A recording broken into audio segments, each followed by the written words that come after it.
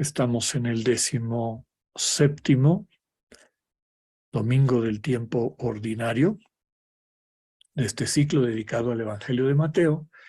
Y como ya nos recordaban en la bienvenida, nos decía Estrella la importancia de descubrir el tesoro más grande, que básicamente es este amor que nos vincula a las personas que nos rodean, a las personas que amamos. Ese es el sentido también de nuestra fe, de nuestra vida como cristianos y cristianas. La primera lectura que nos propone la liturgia de este domingo está tomada del primer libro de Reyes, capítulo 3, versículos del 5 al 13. En otras ocasiones hemos dicho que Reyes 1 y 2 son de los libros históricos, es decir, que nos recuentan desde una perspectiva de la fe yavista, de la fe en Yahvé, los eventos de la historia del pueblo de Israel. Continúa la cronología del reino de Israel desde la muerte de David, la división de los reinos de Israel y Judá y el eventual debacle de ambos, es decir, cuando ambos caen. Entonces, retoma donde deja los libros de primero y segundo Samuel para irnos relatando el resto de la historia de Israel. Subraya la infidelidad de los gobernantes y muchas veces del pueblo también, que va llevando a Israel de mal en peor, hasta que pierde el templo, el lugar del encuentro con Yahvé. Esta actitud contrasta con la fidelidad de Dios. Presenta a algunos gobernantes como excepciones, sobre todo por su fidelidad a Dios y su alianza. Con todo, ninguno es infalible. El tema de hoy subraya que no hay ningún tesoro más grande que le podemos pedir a Dios que la sabiduría de corazón. Esta manera de entender, de percibir el mundo, de interactuar con el mundo, que se traduce en acciones positivas para bien. La capacidad de discernir entre el bien y el mal para elegir siempre el bien. El salmo que vamos a meditar, 119, canta las maravillas de la ley divina. Es un salmo alfabético. Los 8 versos de las 22 estrofas inician con la misma letra. Cada verso está dedicado a un término que designa a la ley, entendida la ley como enseñanza divina revelada. Otra vez lo que hemos dicho, sabiduría, ley, o en palabras más contemporáneas, el arte del buen vivir. Dios comunica sabiduría a su pueblo y ésta se convierte en fuente de vida, de seguridad, de dicha verdadera y plena. El ser humano está invitado a acoger esta comunicación de Dios meditándola, amándola, viviéndola. La segunda lectura, seguimos nuestro recorrido de la carta de Pablo a los Romanos, terminando el capítulo 8. Todo el capítulo termina con un canto triunfal al amor de Dios encarnado en Cristo y lo que es capaz de realizar ese amor en cada una de nosotras, de nosotros. Dios está comprometido con sus hijos, con sus hijas. Su amor nos basta para hacerle frente a las tribulaciones que la vida nos pueda traer. Este amor de Dios nos pone en el camino de pasar de la imagen, es decir, de la posibilidad, de la potencialidad, a el hecho, al acto, a la semejanza divina. Y describe este proceso. Dios nos eligió, es decir, nos regaló la existencia, nos ha dado la vida. Nos destinó a la vida plena en su amor. Esa es nuestra vocación. Nos llama continuamente para que vivamos esa vocación de ser noticia. Pero pues eso requiere que nosotros aceptemos y queramos asumir esa vocación.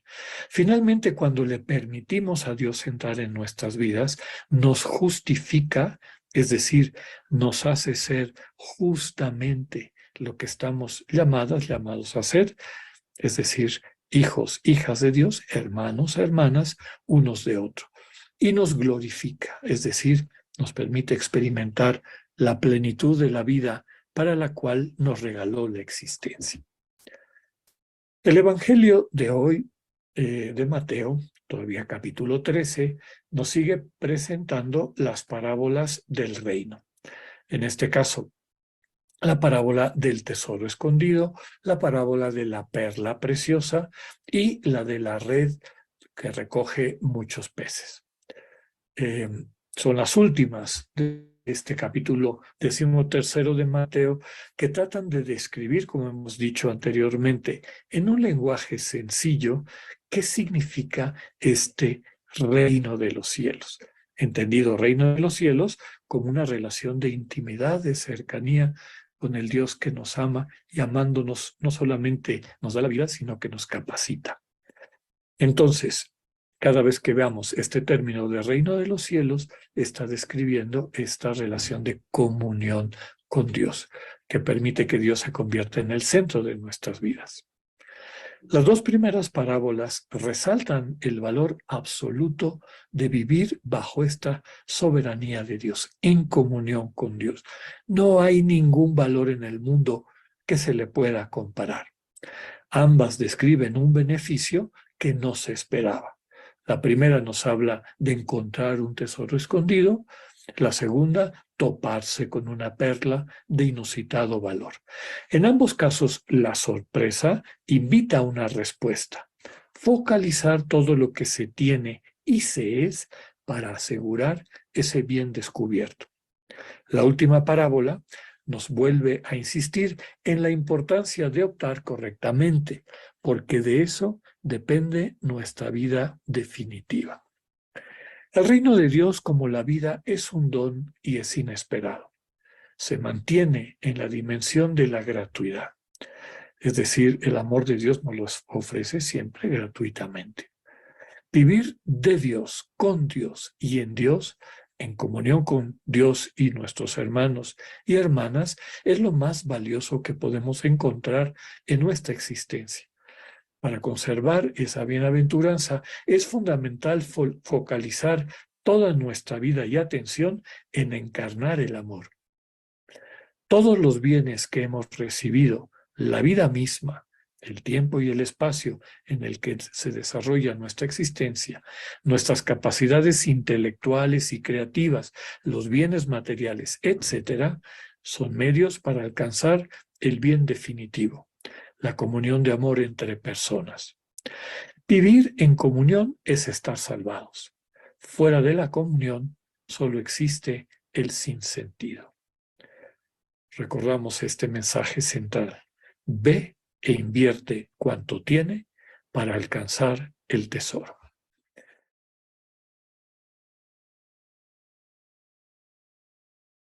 Muchas veces he comentado con ustedes que cuando hablamos del reino de Dios, hablamos de un estado. Y también en otras ocasiones he compartido con ustedes que no debemos pensar en este estado de manera estática y mucho menos simplista. Cuando hablamos de este estado de enamoramiento con Dios, de sentir su presencia, de sentirnos sostenidos por Dios, de percibir que podemos decir, como decía Pablo, vivo, pero no vivo yo solo, Cristo vive en mí. Me queda claro, lo entiendo, lo percibo. Es una presencia que me acompaña, que me sostiene. Y de ahí podemos sacar muchísimas conclusiones de la riqueza de lo que este estado de la comunión con Dios, del reino de Dios, significa. De entrada, comentábamos al inicio de la Eucaristía, implica un ablandamiento del corazón. Un corazón que a lo mejor por los golpes de la vida se ha ido haciendo cada vez más duro, insensible, incapaz de percibir a la otra persona. Es una especie como de coraza y al mismo tiempo cárcel que nos mantiene encerrados, encerradas en nuestro ego. Cuando empezamos a caminar de la mano de Dios, cuando le dedicamos tiempo, Y como todos los enamoramientos, pues también requiere tiempo. Cuando le dejamos a Dios tomar la iniciativa, cuando lo escuchamos, cuando realmente tomamos distancia del ruido, de la estática permanente de los pensamientos y nos metemos, por ejemplo, a una escena bíblica como la que acabamos de escuchar de esta prédica del Señor en el Evangelio, o la escena de Dios hablando con Salomón, que quieres que te dé como don, etcétera. Cuando le dedicamos tiempo a Dios a través de estos mecanismos o vehículos a través de los cuales podemos entrar en comunicación, en diálogo con el Señor, ese corazón endurecido se va suavizando. Todos los místicos y místicas, y yo estoy seguro que tú lo has experimentado también en tu cotidianidad, lo perciben y lo percibimos como creyentes, como personas que tienen un camino recorrido de la mano del Señor, como una especie de calorcito interior, alegría, gusto. Nos conmovemos con la belleza del mundo, nos conmovemos también con las necesidades de nuestros hermanos y hermanas, nos abrimos finalmente a la comunión del amor o en el amor.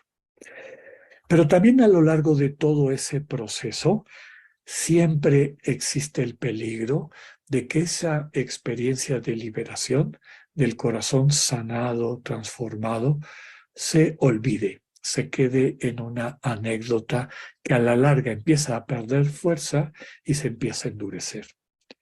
Por eso, la primera de las parábolas que utilizó Mateo hace un par de domingos era la del sembrador. Es decir, esta comunicación, esta oferta de amor que el Señor Jesús nos hace, puede encontrarse con muchas reacciones o disposiciones nuestras, ¿no?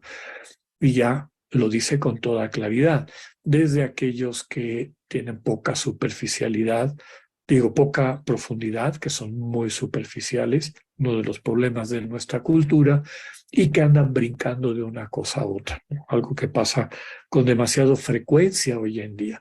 La gente está metida en 20,000 cosas al mismo tiempo. Y realmente las relaciones de amor, descubrir a la persona que amas y que quiere compartirte quién es y viceversa, requiere tiempo. Y no solamente tiempo en abstracto, sino tiempo de atención. En la práctica de la oración contemplativa cultivamos esa atención para que todos los momentos que separamos cada día para el Señor los podamos aprovechar plenamente. Entonces, superficialidad. Ya veíamos también estas preocupaciones de la vida, ¿no? O el temor al que dirán, el temor a lo que la sociedad acepta y que nos va separando de Dios. ¿Por qué digo esto ahora en las parábolas con las que cierra Mateo? Porque termina diciéndonos por dónde empezó. Acuérdate que tienes frente a ti la posibilidad de una vida tan plena, tan hermosa, tan llena de todo aquello que tu corazón anhela. No cometas el error de dejar que se te escape. Así como quien encontrara un tesoro iba a invertir toda su plata para que no se le escape ese tesoro, quien encuentre una perla preciosa va a gastarse todo para poderse hacer de esa perla. Lo que están diciendo estas parábolas es animarnos nuevamente a que no dejes que esta posibilidad de transformar tu vida por tu relación con Cristo se te escape. Que tu vida espiritual no sea una anécdota tras anécdota. Ay, el domingo estuvo muy bonita la misa, la predicación, y me olvido durante toda la semana. Bueno, digo que está bonita porque así me dicen, ¿eh? Tampoco me estoy parando el cuello. Pero el problema es cuando no somos constantes, cuando no seguimos cultivando esta relación de amor compartido. Es importante, por lo tanto, invertirle, digamos, poner de por medio todo lo que somos. Que no se nos olvide que eso es lo fundamental. Porque ese espacio de encuentro con Dios te capacita para espacios de encuentro con tus hermanos, con tus hermanas. con el mundo que te rodea, para verlo con una mirada radicalmente transformada, para mirarte a ti, para contemplarte a ti, también con una mirada transformada. Como es el estilo de Mateo, pues también termina con una amenaza. Cuando yo estaba pequeño, decían en el catecismo, si no ayuda la contrición, que sirva la atrición. La contrición son estas lágrimas de gozo por sentirnos salvados, de arrepentimiento por una vida no sana, pero desde la perspectiva del que ya se sabe salvado. Entonces, uno es esta experiencia de misericordia y consuelo de Dios, trae como consecuencia la contrición, y la atrición es el miedo, ¿no? Y decían, bueno, si una persona no la conmueve el amor de Dios, pues cuando menos que por miedo, no sea tonto y deje a un lado esta oportunidad de una vida diferente. Yo creo que como humanidad ya estamos en otra época y ya las amenazas y los miedos pesan tanto a la hora de distorsionar el sentido del verdadero Dios, que ya nos dimos cuenta de que en vez de ayudar, estorban, dificultan. Como siempre, les invito a que confiemos en la misericordia de Dios y sobre todo que acudamos a la cita, al encuentro de estos espacios de convivencia con Dios que nos pueden transformar la vida. Que no nos quedemos de anécdota en anécdota, sino que realmente empecemos a vivir una existencia centrada en el amor de Cristo. Que así sea.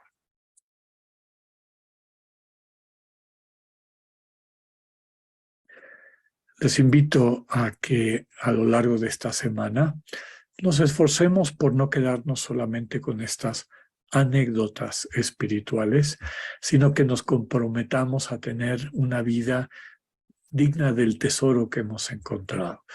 Es decir, que separemos todos los días tiempo de calidad para estar con Dios, para ponernos totalmente en sus manos, para dejarle actuar, para dejarnos enamorar por su presencia, por la forma como se involucra y se compromete y se interesa por todo en nuestra vida, hasta lo más pequeño.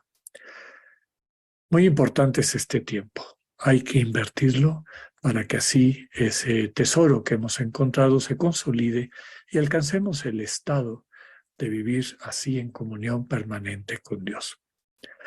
Les mando un saludo con mucho cariño todavía en Bolivia, en La Paz. Dios mediante, hoy en la noche me regreso a México. Agradezco la acogida de todas las comunidades, amistades que pude renovar y revivir, y agradezco a Dios porque me haya regalado la posibilidad de que nuestras vidas se encontraran. Que tengan una muy linda semana. Dios con ustedes.